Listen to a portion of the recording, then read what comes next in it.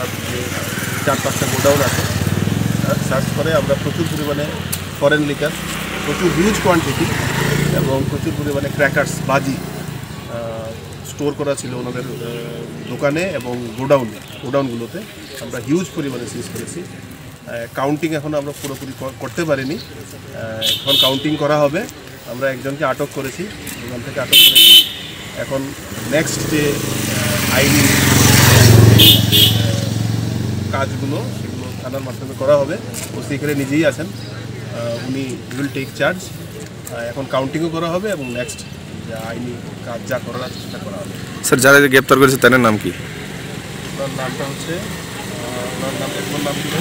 সঞ্জয় বড়। দোকানেই ওনাকে পাওয়া যায়। স্যার, কত টাকার আনুমানিক এখানে মূল্য হতে পারে? বাজার মূল্য কত হতে পারে? আমি তো ঠিক এখন আমরা বলতে পারছি না উইদাউট কাউন্টিং।